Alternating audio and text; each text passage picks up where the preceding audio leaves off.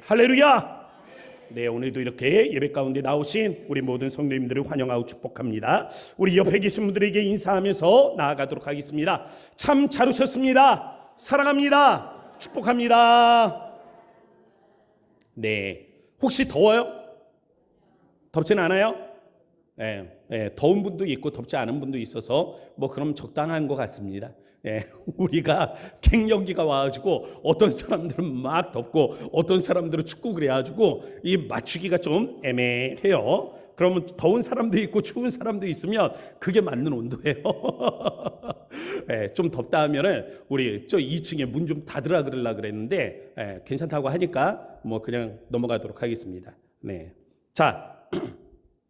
최근에 넷플릭스에서 개봉한 나는 생존자다라는 프로그램이 있습니다. 이 다큐멘터리 영화예요. 여기에 보면 4가지 에피소드들이 등장을 합니다. 1970, 80년대에 있었던 사건이 아마 여러분들 많이 들어보셨을 거예요. 형제 복지원.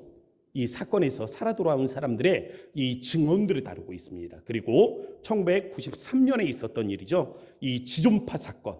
거기에서 있었던 생존자가 있거든요. 그래서 또 그 일들을 다루고 1995년에 있었던 또 사건이 있습니다. 삼풍백화점.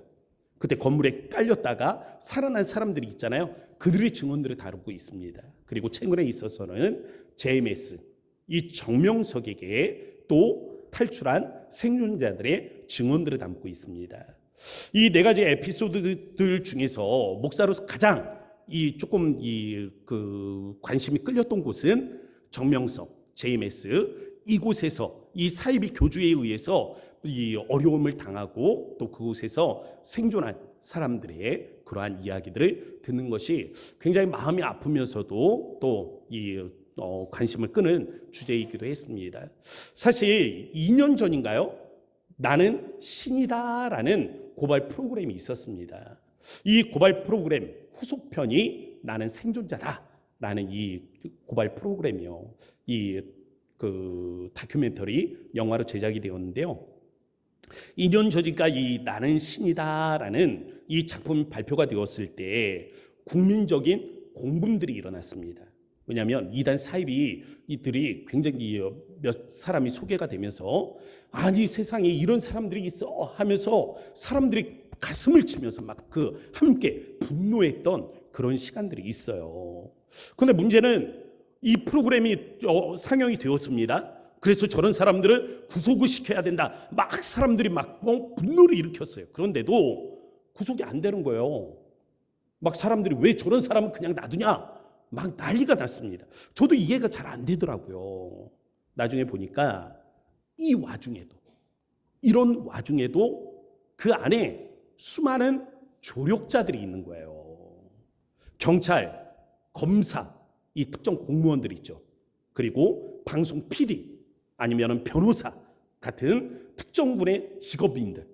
이 사람들이 모여가지고 조직을 짠 거예요. 사사부라는 조직을 만들었습니다.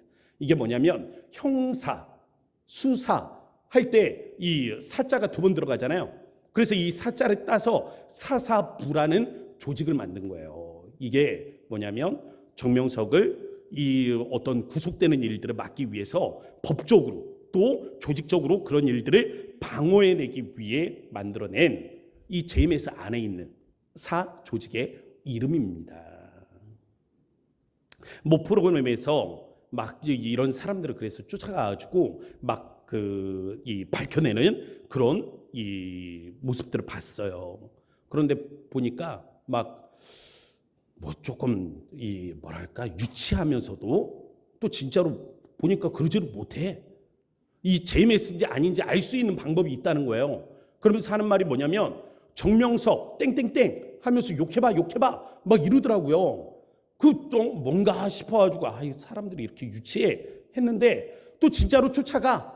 의심을 받는 이 특정 공무원들을 쫓아가. 그래서 그럼 한번 얘기해 보세요. 정명석 땡땡땡 같이 욕해 보세요. 하는데 하지는 못하더라고요. 저도요, 욕이 목구멍에 걸려 있습니다. 욕하고 싶어요. 근데 신성한 자리에서 내 입을 그런 사람한테 더럽힐 수 있나? 안 합니다. 프로그램을 보면서 왜 이런 일들이 일어날까? 왜 한국교회가 이런 이단들의 몸서리를 칠까? 오늘 이단 경계주일이에요.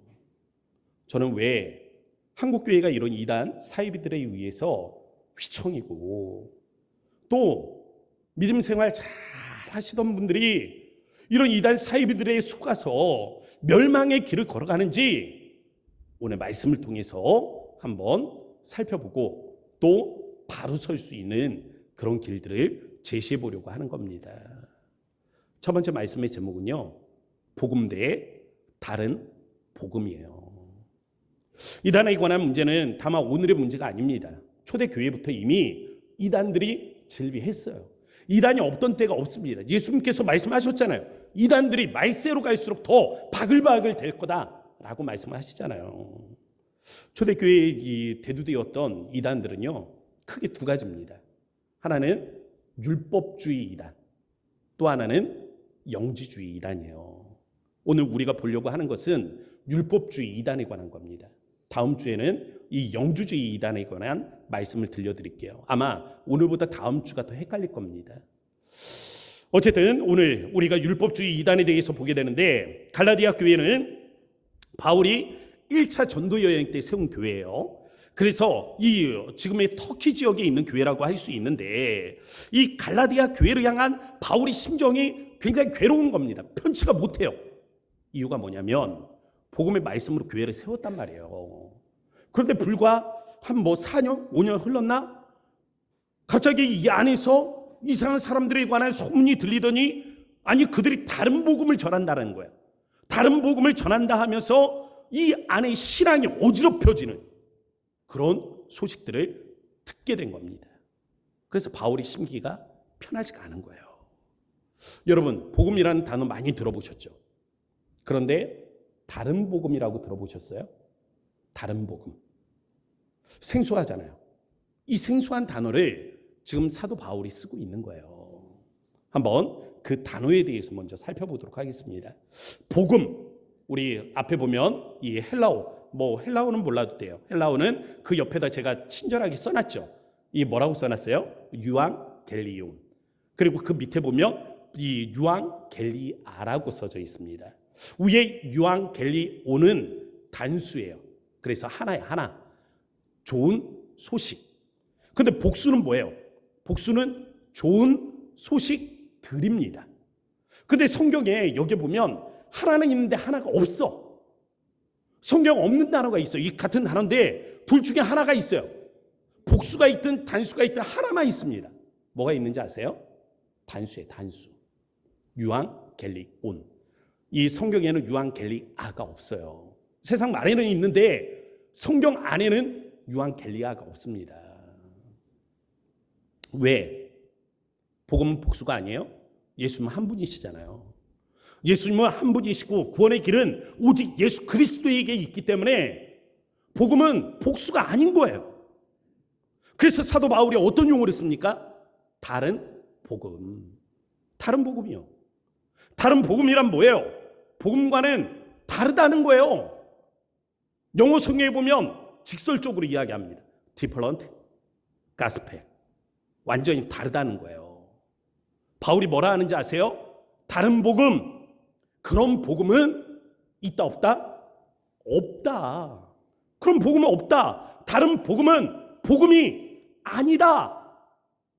라고 그렇게 선언합니다. 그런데 왜 굳이? 그럼 왜 복음이라는 단어를 썼겠어요? 아니 여러 가지 단어가 있잖아요.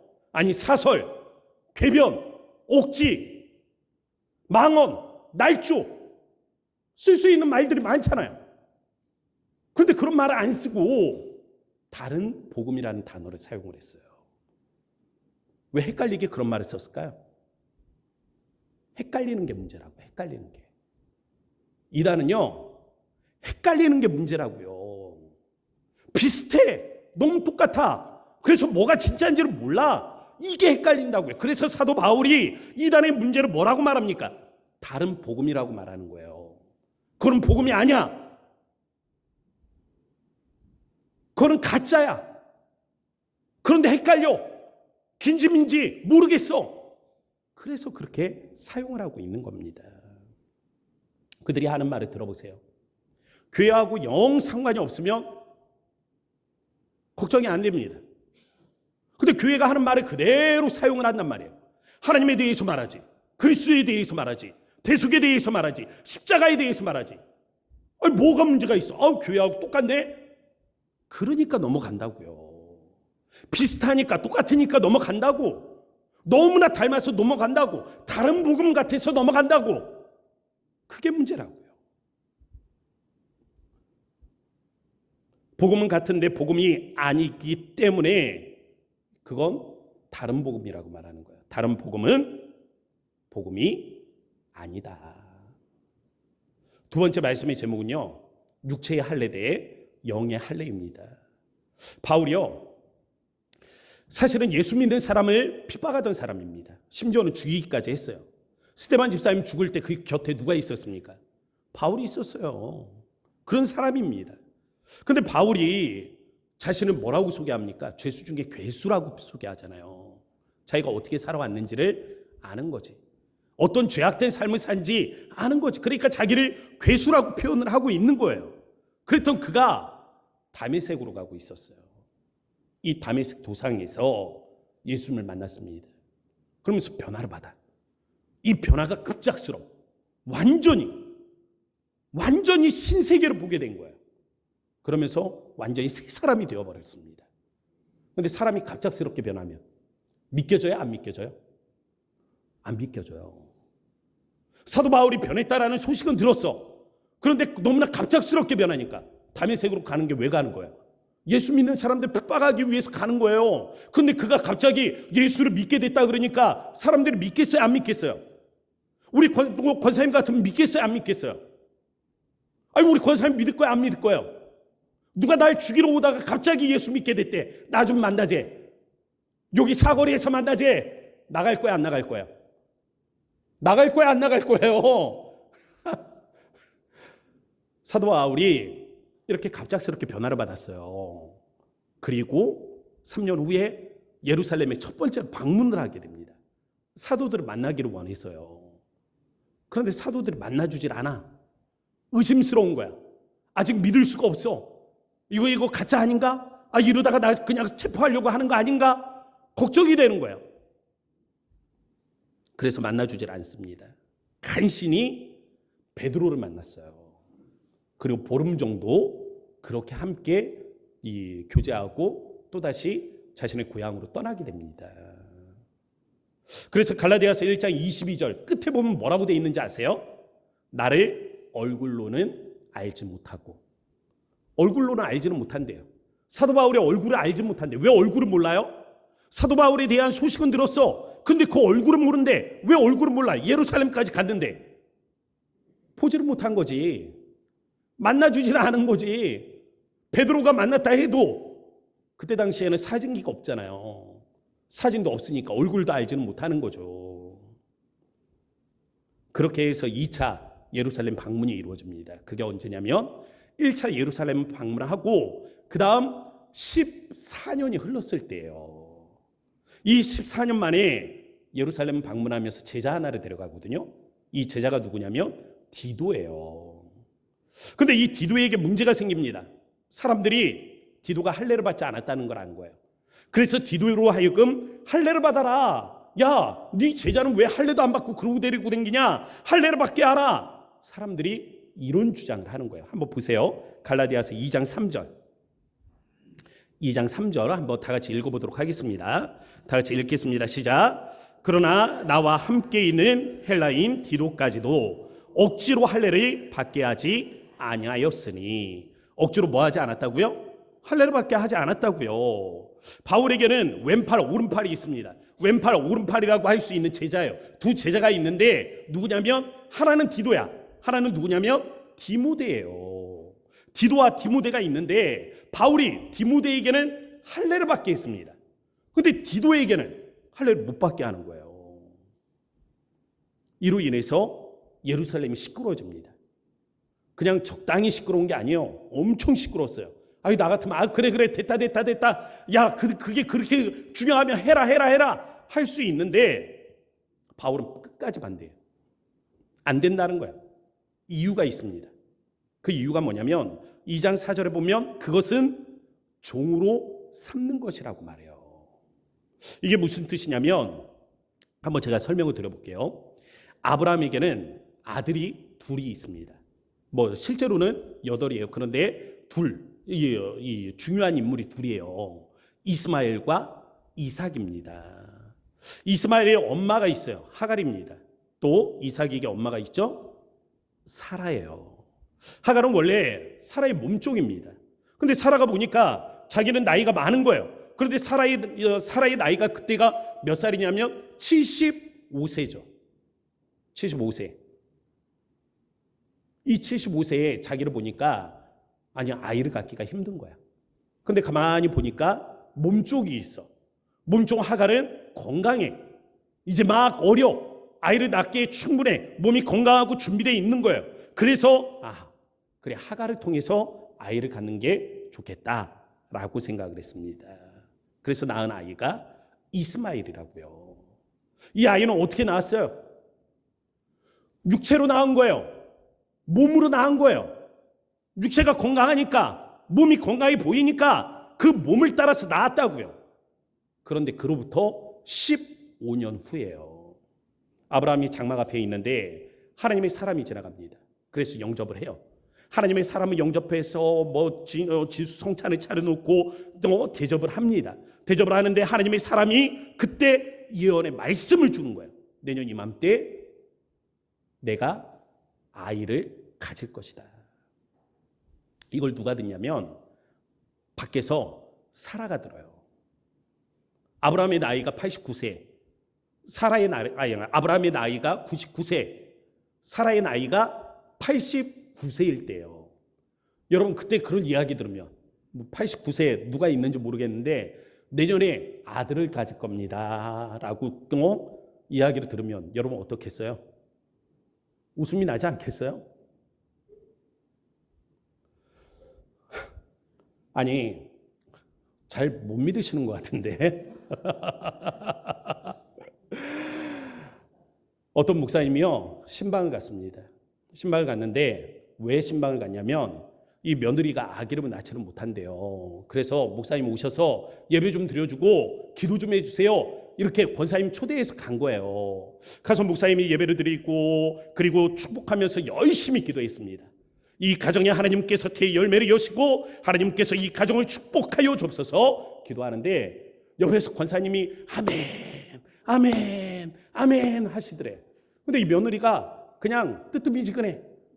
정작 아이를 가져야 할 며느리는 뜨뜻미지근하고 권사님이 아멘 아멘 아멘 하시더래요. 1년 후에 누가 아이를 낳은지 아세요?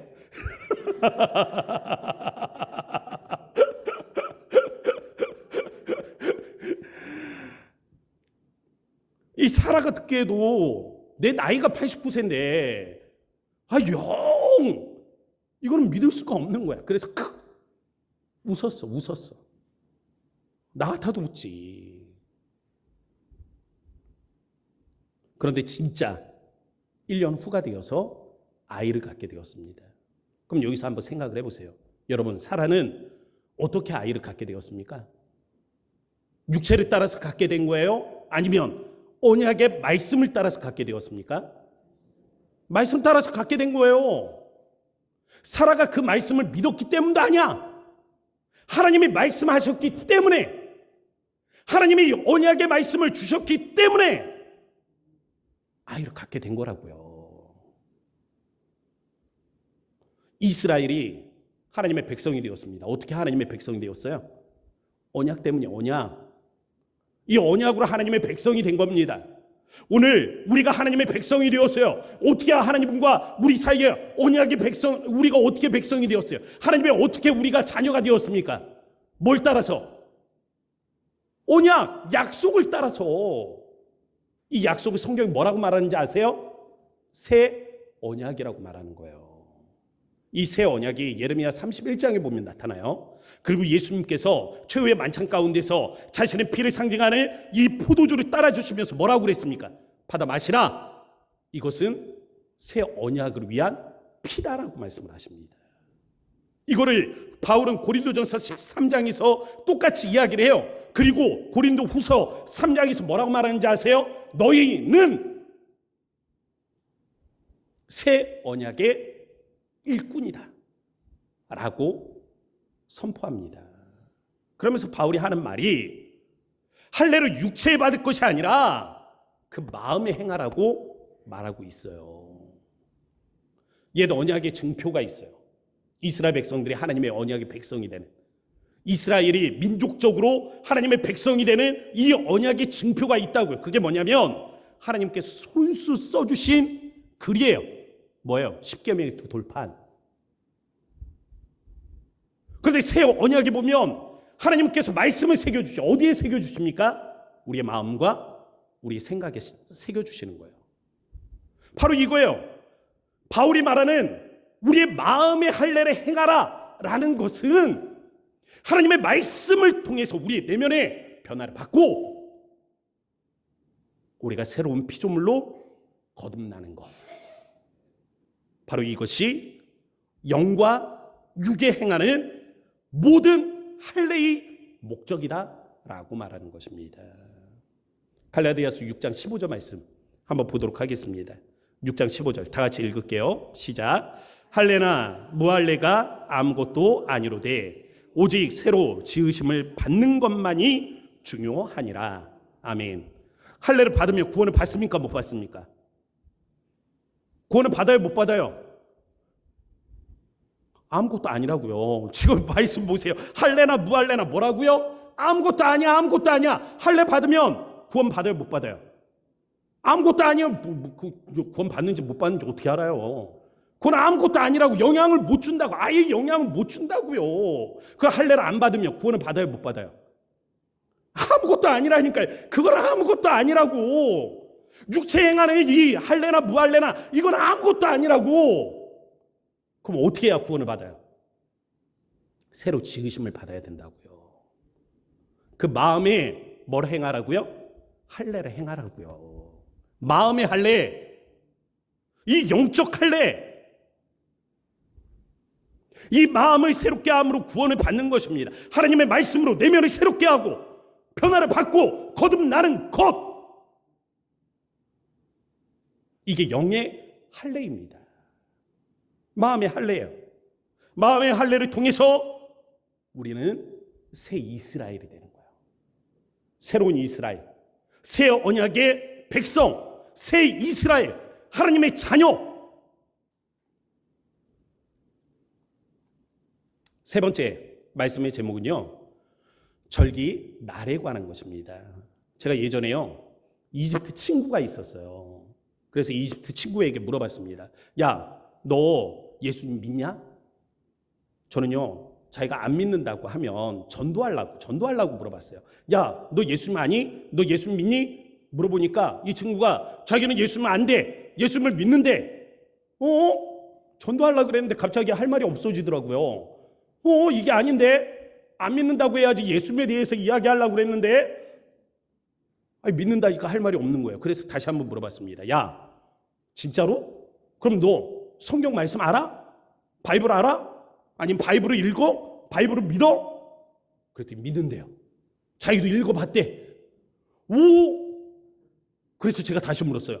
아니, 구약 말고 너 신약의 말씀도 읽어? 신약의 말씀도 그대로 믿어? 믿는데. 할렐루야. 야, 너 구원받았구나. 야, 하나님이 너를 구원하셨구나. 맞아요, 틀려요? 맞아요, 틀려요? 틀려. 누가 맞다 그랬어?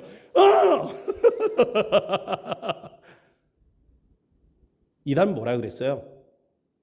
다른 복음이라 그랬죠? 똑같아 보이는데 잘못된 거야. 예수 믿는다 했죠? 성경 믿는다 했죠? 다 자기도 믿는다 하는데 거기에 구원이 없는 거예요. 왜 그런지 아세요? 믿는 게 달라. 어떻게 다른지 아세요? 예수님을 믿지만 하나님의 아들, 성자 하나님으로 믿지를 않는 겁니다. 이슬람 교도도 예수님을 믿어요. 그런데 선지자로 믿어요. 선지자 중에 하나라고 말하는 겁니다. 모세가 선지자죠. 모세와 같은 선지자라고 믿는 거예요. 이사야와 같은 선지자라고 믿는 겁니다. 예레미야와 같은 선지자라고 믿는 거예요. 그러면서 그들이 말하는 큰 선지자가 있어. 가장 큰 선지자가 누군지 아세요? 모하메드예요. 이 모하메드가 경전을 썼잖아요. 글을 썼잖아요. 책을 썼잖아요. 이 경전이 뭐예요? 코란이에요. 코란. 가장 위대한 선지자가 모하메드고, 모하메드가 쓴 경전이 가장 위대하다 주장하는 것이 이슬람교도입니다. 거기에 구원이 있겠어요? 없겠어요? 없는 거예요. 아주 유사해. 예수님도 믿는데, 성경도 믿는데, 하나님도 믿는데, 다 믿는데 아주 유사해. 그런데 하나만 없죠. 뭐가 없어요? 구원이 없는 거예요. 이게 이단이라고. 우리나라에요, 하나님의 교회가 있습니다. 이 하나님의 교회가 예전에 안상홍 증인회라고 아마 많이 들어보셨을 거예요. 여기에요, 여기. 이름 바꾼 거예요, 중간에. 안상홍 증인회 하니까 사람들이 이상하게 보고 오질 않으니까 하나님의 교회. 얼마나 좋아. 교회, 하나님 다 들어봤죠? 다 들어봤잖아. 하나님의 교회 얼마나 이뻐. 교회 이름도. 안 이뻐요? 안 이뻐? 이쁘잖아요. 하나님의 교회 얼마나 이뻐. 이 안상홍이 자신을 재림 메시아라고 주장을 합니다. 예수님이 메시아인데 자신은 재림한 메시아라는 거예요.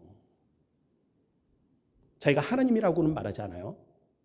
메시아라고 얘기해요. 메시아가 뭐예요? 구원자이잖아요. 모세가 뭡니까? 구원자잖아요. 그가 물에서 구원함 받았다. 건져냈다. 구원했다. 모세를 이스라엘 백성들을 구원하기 위해서 보내잖아요.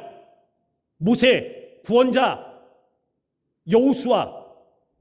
요즘 우리 새벽에 많이 듣죠. 이 여호수아의 이름이 축약된 형태가 뭔지 아세요? 줄임말. 여호수아가 호세아가 되고 호세아가 예수아, 예수. 예수라는 이름이 여호수아에서 본 거예요. 예수. 그러니까 이 안상홍 증인에도 예수님이 첫 번째 메시아인 것은 인정을 해. 그렇지만 그것이 부족하다는 거야. 그래서 재림 메시아가 필요하다는 겁니다. 자기가 재림 메시아라고 주장을 하는 거예요. 이런 주장의 근저가 필요해. 뭐가 있어요? 첫 번째, 성자 하나님. 하나님의 예수님의 신성을 인정하게 되면 안 돼. 왜? 하나님은 실수가 없잖아요. 그러나 사람이면 거기에 부족함이 있죠. 모세에게도 부족함이 있었고 이사야에게도 부족함이 있었고 선지자들에게는 부족함이 있었잖아요. 그러나 하나님은 부족함이 없잖아. 그러니까 예수님 하나님으로서는 아니 되는 겁니다. 이들의 공통점은 예수님의 신성을 부인하고 인간적인 사명과 특수적인 역할, 예수님이 가지고 있는 이 역할, 사명, 구원자로서의 그 사명을 강조를 하는 거예요. 그러면서 특별한 인간이 예수님의 지상 사역을 대신할 수 있다. 예수님이 과거에 다 하지 못한 그 사역을 대신할 수 있다라고 주장하는 것이 바로 그들의 생각입니다. 초대교회 당시에도요, 예수님의 신성을 부인하고자 하는 많은 사람들이 있었습니다. 그들이 누구냐면 유대인들이에요. 유대인들. 생각을 해보세요. 예수님이 하나님이 아니라 선지자라면 유대인들이 예수님을 십자가에 못 박혀 죽였죠. 그런데 예수님께서 신성을 가지신 하나님이라면 그들이 누구를 못 박은 거예요? 하나님을 십자가에 못 박은 거잖아요. 그런데 예수님이 하나님이 아니야. 그냥 선지자 중에 하나야. 그러면 그들이 못 박은 건 누구예요? 사람이잖아요. 사람. 하나님을 못 박은 거하고 사람을 못 박은 거하고 천지 차이 아니에요? 천지 차이. 그러니까 예수님의 신성을 부인하는 겁니다. 인정하고 싶지가 않은 거예요. 예수님을 믿으면서도 예수님의 신성은 부인하고 싶은 거예요. 그래서 율법주의 이단들이 나타나기 시작한 겁니다. 율법주의자들의 그 뿌리를 쫓아가 보면 그래서 유대교가 있는 거예요. 그들이 주장하는 것은 날과 절기입니다. 안식일, 유월절 이런 것들을 강조를 하는 거죠. 성경에 보면 주일에 대한 특별한 묘사들이 많이 있어요. 뭐 사도 요한 같은 경우에 이 계시의 말씀을 받습니다. 요한계시록이죠. 이 말씀을 언제 받냐면 주일날 받아요. 계시록 1장 10절에 보면 주의 날에 내가 성령에 감동돼요. 이 요한계시록의 말씀 언제 받다고요? 환상을 보는데 언제 받다고? 주의 날에. 우리 주일 말하는 거예요. 주일. 뭐 그 외에도 뭐 바울 같은 경우에는 드로아에서 주일날 예배를 드립니다. 사도행전 20장 7절. 그 주간의 첫날. 마지막 날은 언제예요? 안식일. 일곱째 날. 안식 후 첫날은요? 예수님 부활하신 날. 주일이에요. 주일. 그 주간의 첫날 언제예요? 주일을 이야기하는 거예요. 바울은 매주 주일에 예배하면서 헌금하도록 또 권면을 합니다. 그래서 고린도전서 16장 2절에 보면 매주 첫날에 너희 각 사람이 수입에 따라 모아두어 라고 말하고 있어요. 주일날에 대한 개념을 초대교회부터 가지고 있었다고요. 그런데 그들은 예수님의 부활을 기념하며 예배를 드리고 성찬을 나누었습니다. 그런데 율법주의자들이 말하는 것처럼 예수님이 그냥 선지자 중에 하나라면 주의 날이 있으면 돼요? 안 돼요? 주의 날이 있으면 돼요? 안 돼요? 주일에 예배를 드리면 돼요? 안 돼요? 안 되지. 예수님 선지자인데 아니 모세의 날이 있어요? 이사야의 날이 있습니까? 선지자 중에 하나인데 그러니까 주일에 예배 드리는 것을 반대하는 거예요. 그러면서 안식일이 중요하다. 안식일에 예배를 드려야 된다. 더 중요한 날이 있다라고 주장을 하는 겁니다. 더불어서 유월절을 지켜야 된다라고 그랬어요.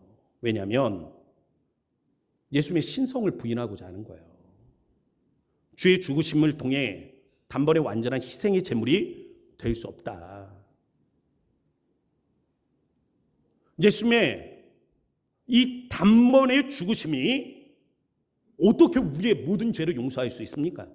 아니 한 사람의 죄뿐만이 아니라 뭐 나의 죄도 너의 죄도 우리 모두의 죄를 어떻게 예수님 한 번 죽었는데 나를 위해서 죽고 또 어제 지은 죄 때문에 오늘 지은 죄 때문에 내일 지을 죄 때문에 죽고 또 죽는 것도 아니고 어떻게 한 번에 모든 죄를 다 용서할 수 있는 거예요?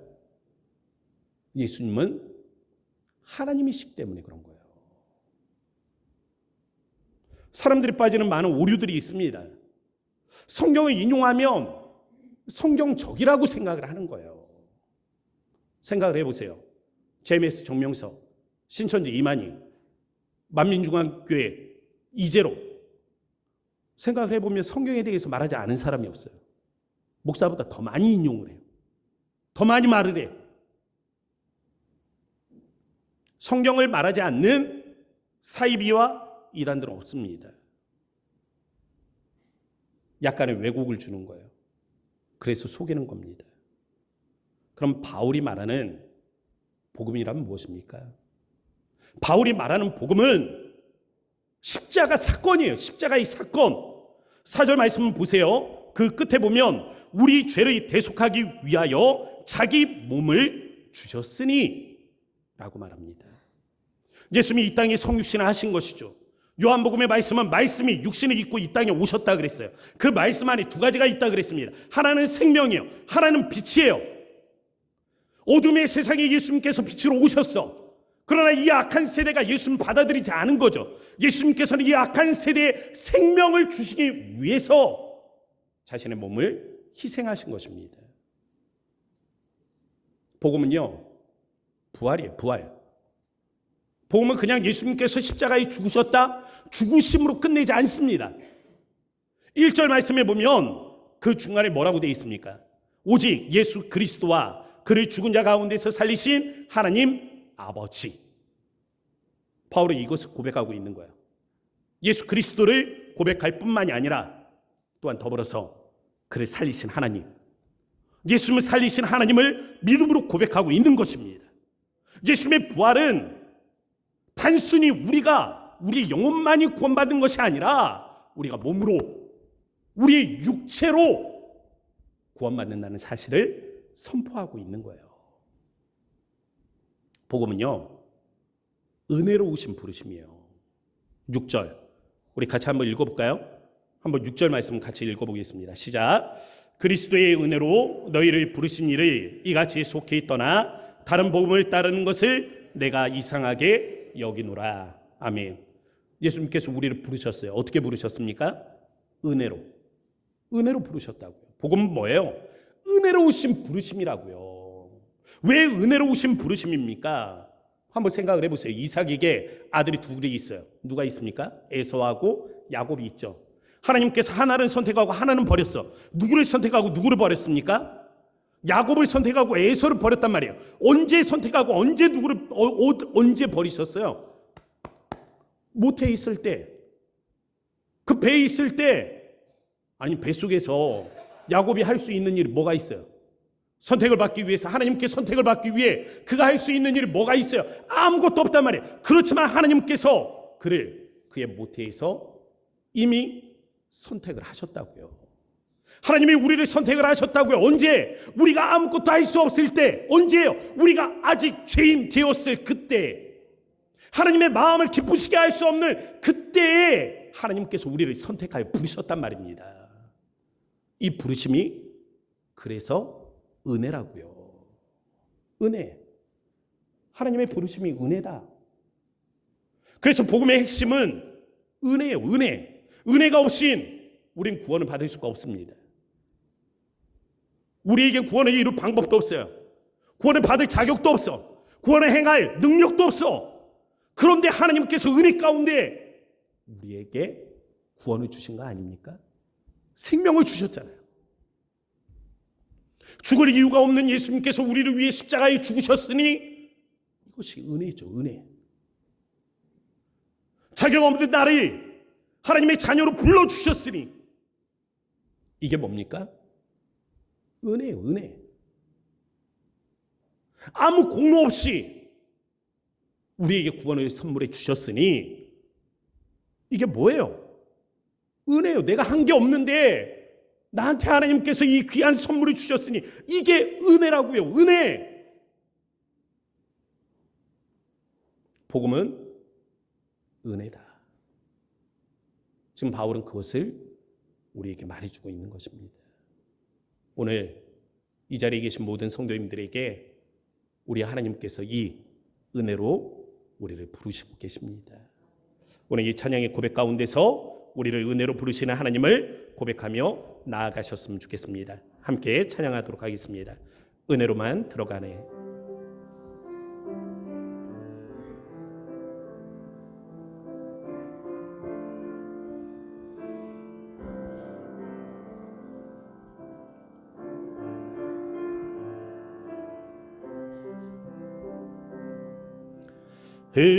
은혜로만 들어가네. 은혜로만 선다네. 우리의 노력이 아닌 어린 양의 보혈로 그분의 임재 가운데 오라 하시네. 우리를 부르신 그곳 은혜로 들어가네. 주님의 그 은혜 범죄한 우리가 어찌 서리요.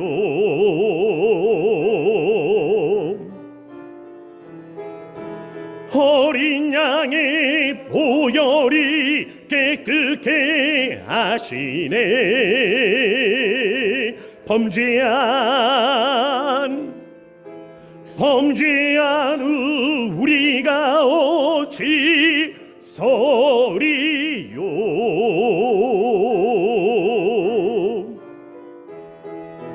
어린 양의 보혈이 깨끗게 하시네.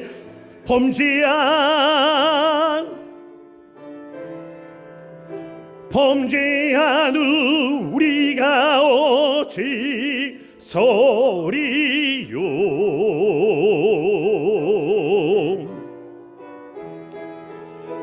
어린 양의 보혈이 깨끗게 하시네.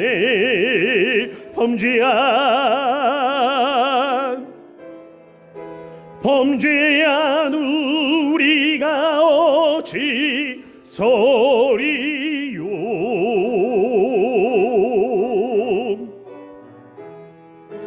어린 양의 보혈이 깨끗게 하시네.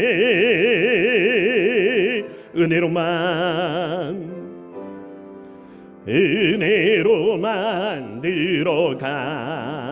들어가네. 은혜로만 선다네. 우리의 노력이 아닌 어린 양의 보혈로 그분의 임재 가운데 오라 하시네. 우리를 부르신 그곳 은혜로 들어가네.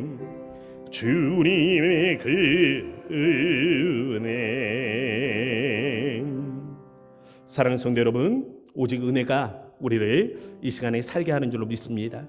우리가 다른 것에 하나님 미혹되지 않도록 우리의 믿음을 지키시고 천국 가는 그날까지 우리가 바른 신앙으로 주님만을 바라볼 수 있도록 주님 우리를 지켜주십시오. 이 세상에 하나님 수많은 사설과 하나님 이 세상에 하나님 수많은 이단들의 목소리 가운데 하나님 오직 우리의 믿음을 지켜주셔서 우리가 바르게 믿고 바르게 주님을 바라볼 수 있도록 도우시기를 원합니다. 이 땅의 모든 이단들을 하나님께서 물리치시고 미혹되어 걸어가는 자들 주여 구원해 주옵소서라는 이 믿음의 소망을 가지고 우리 주의 이름 한번 부르짖고 간절한 마음으로 기도하도록 합니다. 주여 아버지 하나님을 감사합니다. 오늘 하나님 우리 하나님을 주신 말씀을 하나님을 기억하며 아버지 하나님 이 시대에 하나님 율법주의 하나님 이단들을 우리가 하나님 바라보며 하나님 아버지 하나님을 건조히 하나님을 기도하기를 원합니다. 아버지 우리가 하나님 바르게 믿기를 원하며 아버지 다른 복음 아버지 이 구원이 없는 하나님은 다른 것에 하나님 우리가 미혹되지 아니하기를 원하오니 아버지 우리로 하여금 이 악한 길에 하나님을 들어서지 않도록 하나님 우리 하나님의 영성을 주여 붙드시며 아버지께서 하나님 우리 안에 하나님의 은혜를 하나님을 더하여 주셔서 아버지 모든 것들이 하나님 뛰어나시 주의 하나님 은혜들 하나님 우리가 하나님이 기뻐하며 아버지 앞에 하나님이 나아갈 수 있는 이런 하나님 은혜들이 하나님 우리 앞에 하나님이 이루어지기를 원합니다. 주님이 함께 하셔서 이 시대에 하나님 미혹돼 많은 영혼들을 하나님께서 구원하시고 아버지 오직 바른 복음의 길들을 걸어 나아갈 수 있도록 인도하여 주소서. 걸어가신 아버지 하나님 감사합니다. 오늘 주신 말씀 앞에 하나님 우리가 복음은 은혜라는 이 사실을 기억하게 하시고 하나님은 다른 사설 하나님 많은 하나님 이 이단의 하나님 미혹 가운데 우리가 넘어지지 않도록 우리의 믿음을 지켜 주옵소서. 하나님 이 시대에 하나님 미혹된 많은 영혼들이 있음을 우리가 바라보며 하나님 주님께서 저들을 구원하시고 바른 길로 갈 수 있도록 인도하여 주시기를 원하오니 하나님 바른 복음을 전할 수 있는 고향 돈산교회가 되게 하시고 이 한국교회가 되게 하여 주셔서 하나님 이단에 빠져있는 수많은 사람들 하나님은 그곳에서 낙심하지 않도록 하나님께서 구원하시고 바른 믿음의 길을 걸어갈 수 있도록 주여 인도하여 주셔서 이 구원의 은혜가 한국교회 안에 하나님 함께 할 수 있도록 은혜 더하여 주시기를 간절히 소망하오며 사랑이 많으신 예수님의 이름으로 간절히 기도합니다. 아멘. 우리 다 함께 자리에서 일어나셔서